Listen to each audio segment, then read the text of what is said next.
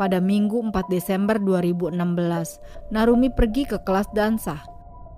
Seperti biasa, dia berangkat pada jam 4 sore hari itu. Setelah selesai mengikuti kelas dansa, dia pulang ke asramanya. Tapi memasuki hari Senin sekitar jam setengah 4 dini hari, 15 siswi yang berada di asrama yang sama dengan Narumi mendengar suara jeritan seorang wanita.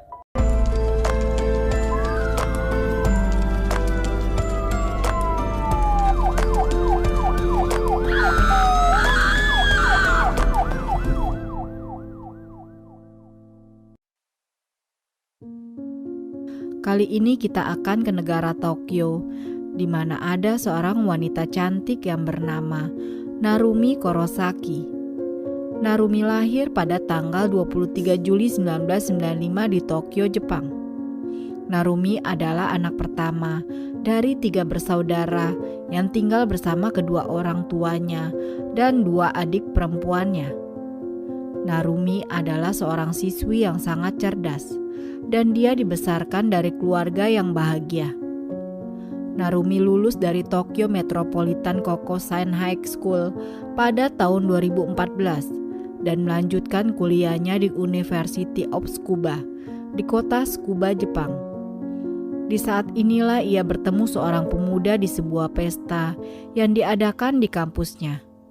Pemuda itu bernama Nicholas Huberto Cepeda Contreras yang usianya 5 tahun lebih tua dari Narumi. Nicholas berasal dari keluarga yang kaya raya dan terpandang di negara asalnya Chili. Dia adalah anak dari Huberto Cepeda, seorang pejabat eksekutif yang sangat kaya raya di perusahaan telekomunikasi Multistar. Sementara ibunya adalah seorang insinyur yang bekerja sebagai sekretaris senator terkenal di Chili. Dia tiba di Jepang pada tahun 2014 untuk melanjutkan pendidikannya di University of Tsukuba.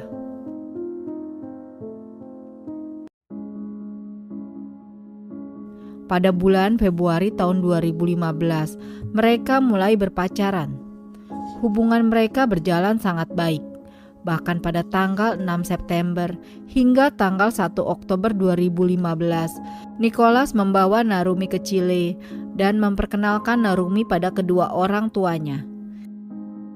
Setelah Nicholas lulus dari university, dia meninggalkan Jepang pada tahun 2015, tapi kembali lagi ke Jepang pada tanggal 12 April 2016 untuk mencari pekerjaan.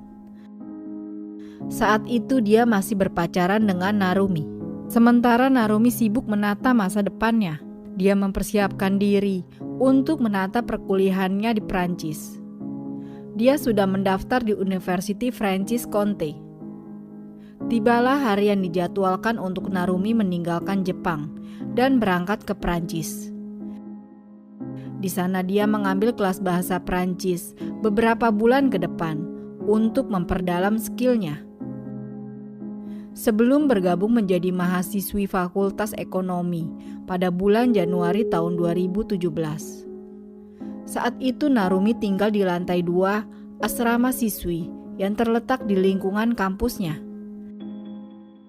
Tapi belum lama Narumi berada di Prancis, Narumi tiba-tiba memutuskan hubungannya dengan Nicholas pada tanggal 6 September. Hal itu sangat menghancurkan hati Nicholas. Sehingga hanya 3 hari setelah Nicholas meninggalkan Jepang menuju ke Prancis pada tanggal 9 September untuk menyusul Narumi. Sampai di sana, Nicholas pun akhirnya tahu kalau Narumi sudah memiliki pacar baru yang bernama Arthur Del Piccolo, seorang siswa yang juga belajar di kampus yang sama. Mengetahui kenyataan itu, Nicholas pun membuat sebuah video yang sangat aneh yang mengharuskan Narumi mengikuti kemauannya kalau tidak mau terjadi apa-apa padanya. Setelah Nicholas merilis videonya, Nicholas dan Narumi ternyata tetap terhubung satu sama lain. Walaupun Narumi sudah berpacaran dengan Arthur. Sehingga 2 bulan kemudian pada awal Desember 2016, hanya sebulan sebelum Narumi memulai perkuliahannya, Narumi tiba-tiba menghilang dan tidak dapat ditemukan.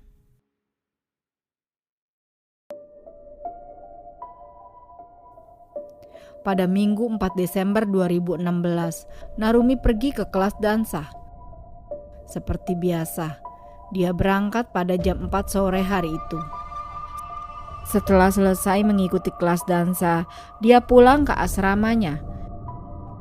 Tapi memasuki hari Senin sekitar jam setengah 4 dini hari, 15 siswi yang berada di asrama yang sama dengan Narumi mendengar suara jeritan seorang wanita, disusul dengan suara dentuman keras beberapa kali. Teman-teman asramanya bilang suaranya seperti di film horor. Mereka yakin suara itu dari lorong yang sama. Pada pagi harinya, teman-teman sekelas Narumi khawatir karena Narumi tidak datang mengikuti kelas. Padahal dia diketahui tidak pernah melewatkan kelasnya satu hari pun. Beberapa hari kemudian, teman-teman kampus Narumi dan keluarganya yang ada di Jepang menerima SMS dari Narumi yang menyatakan dia memiliki masalah dengan pasportnya, sehingga dia harus pergi ke konsulat Jepang yang berada di kota Lyon. Hingga pada 12 Desember 2016, teman-teman Narumi tidak melihat Narumi kembali ke asrama dan keluarganya juga tidak bisa menghubungi Narumi. 3 hari kemudian, pada tanggal 15 Desember, keluarganya di Jepang yang khawatir meminta bantuan polisi Prancis untuk mencari keberadaan Narumi.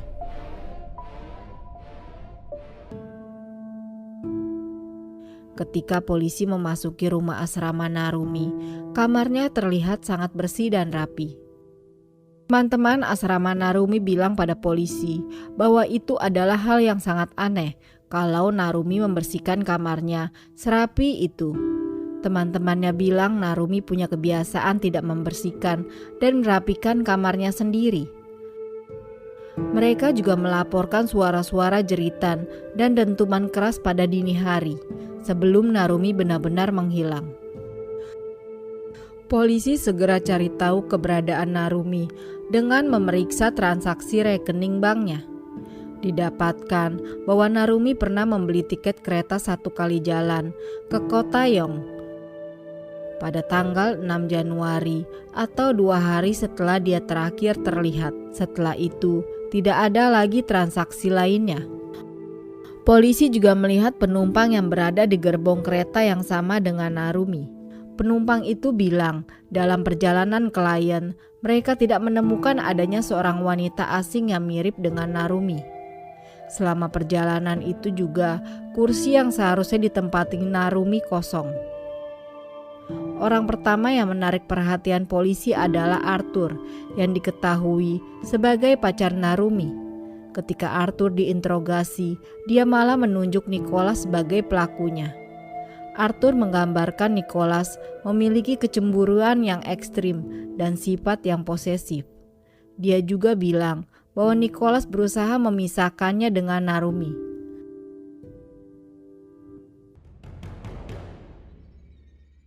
Bahkan Nicholas meretas akun Facebook Narumi dan menghapus beberapa teman Facebooknya, termasuk dirinya. Petugas polisi awalnya ragu-ragu untuk menyalahkan Nicholas karena polisi mengira Nicholas masih berada di Jepang dan tidak ada orang yang menyebutkan nama Nicholas sebelumnya.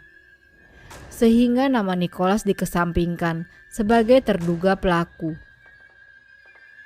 Berkat kecanggihan teknologi polisi bisa melacak lokasi sinyal handphone Narumi dan mengetahui kemana Narumi pergi sebelum dia menghilang. Polisi menemukan bahwa Narumi sempat pergi ke restoran sebelum dia pulang dari kelas dansa pada Minggu malam. Sebuah restoran yang berjarak 20 km dari pusat kota De Samson. Karena polisi tidak menemukan transaksi pembayaran restoran di bank milik Narumi, mereka akhirnya memeriksa pembayaran di kasir restoran itu dan mendapatkan informasi bahwa transaksi makanan Narumi dibayarkan dengan kartu debit bank dari negara Chile. Polisi juga memeriksa rekaman CCTV video restoran itu. Ternyata Narumi tidak makan malam sendirian. Dia makan malam bersama dengan Nicholas, sang mantan pacar. Dari rekaman yang sama, mereka juga terlihat meninggalkan restoran jam 10 malam. Rekaman CCTV lain di sekitar asrama Narumi juga memperlihatkan Narumi datang dengan Nicholas jam 11 malam. Mereka berdua lalu masuk ke dalam kamar Narumi. Polisi yang tertarik dengan bukti itu kemudian memanggil Nicholas untuk diinterogasi. Dalam pengakuannya, Nicholas membenarkan bahwa dia dan Narumi pergi ke asramanya dan melakukan hubungan badan di sana. Dia mengklaim jeritan yang terdengar oleh teman-teman asramanya adalah jeritan Narumi saat berhubungan badan. Polisian kembali menggeledah kamar Narumi di asramanya, dan dia menemukan sebuah mantel, laptop, dan dompet milik Narumi. Tapi lebih mengkhawatirkan, polisi tidak menemukan paspor, handphone, selimut, dan kopernya. Sidik jari juga diambil dari sebuah cangkir yang menunjukkan bahwa itu adalah sidik jari Nicholas. Dari sidik jari itu juga, polisi menemukan sampel DNA milik Nicholas, yang setelah diselidiki, sampel DNA itu berada di dalam botol air, baju, dinding, lantai kamar mandi, dan wastafel. Mereka juga menemukan satu hal yang paling mengejutkan, sedikit bercak darah di pintu darurat yang ternyata itu milik Narumi.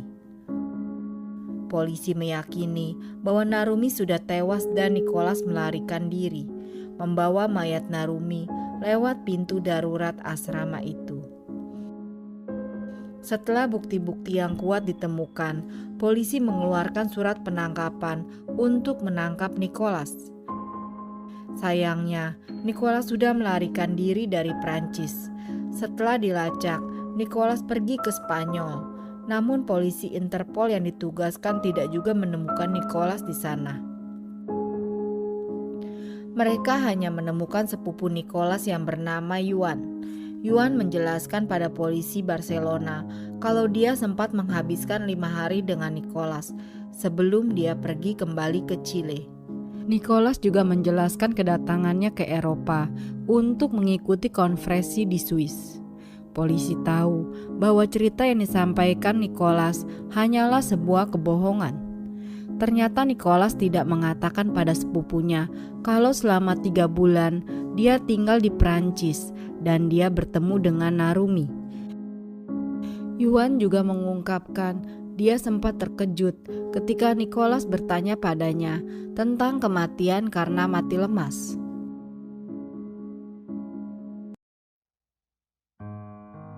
Polisi di Chile sudah membantu menangkap Nicholas di negaranya. Tapi pada bulan Februari tahun 2017, ternyata otoritas Chile menolak ekstradisi yang diajukan negara Prancis dengan alasan mereka juga akan melakukan investigasi terlebih dahulu. Polisi Prancis menunggu sambil mengumumkan bukti lainnya yang lebih kuat. Lebih dari 1 tahun sejak Narumi menghilang pada tahun 2018, polisi Prancis memutuskan untuk datang langsung ke negara Chile. Akhirnya mereka mendapatkan kesempatan untuk menginterogasi Nicholas secara langsung.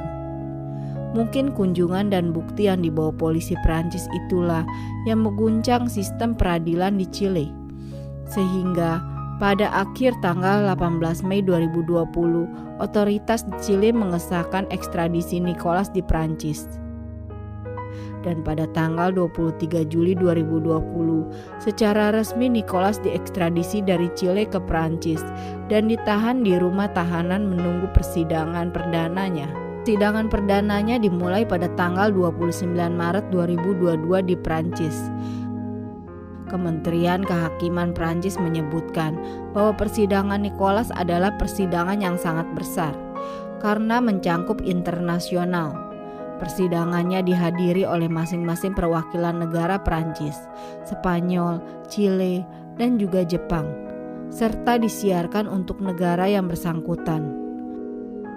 Keluarga Narumi juga datang ke Prancis untuk mengikuti persidangan, didampingi pengacara mereka. Nicolas sendiri menyewa seorang pengacara terkenal dan sangat mahal dari Prancis. Selama persidangan berlangsung, berbagai bukti memberatkan dihadirkan untuk mendakwa Nicolas.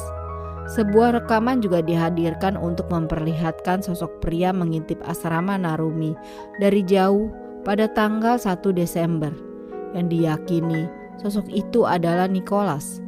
Sebuah bukti yang memperlihatkan mobil sewaan Nicolas selama di Prancis juga terlihat berada di asrama Narumi.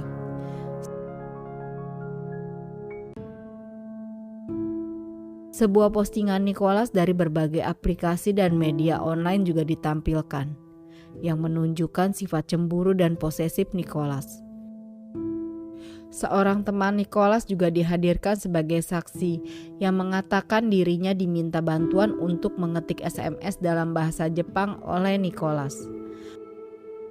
Di saat-saat Narumi dinyatakan menghilang, yang ternyata SMS bahasa Jepang itu dikirimkan ke keluarga Narumi yang berada di Jepang dengan menggunakan handphone Narumi. Tapi selama persidangan, Nicolas tetap membantah bahwa dirinya telah membunuh Narumi dan mengaku tidak bersalah.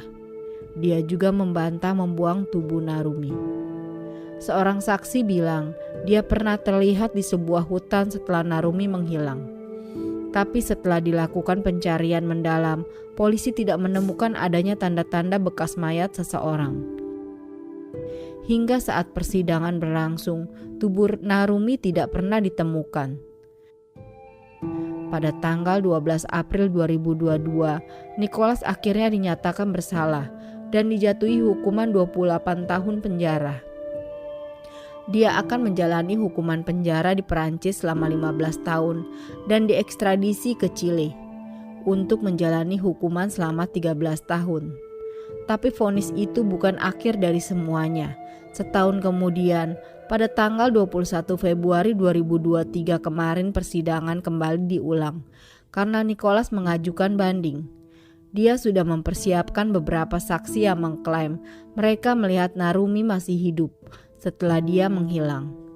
Tapi persidangan yang dijadwalkan seharusnya selesai pada tanggal 10 Maret 2023 itu harus kembali ditunda karena pengacaranya tiba-tiba berhenti jadi pengacaranya dan meninggalkannya.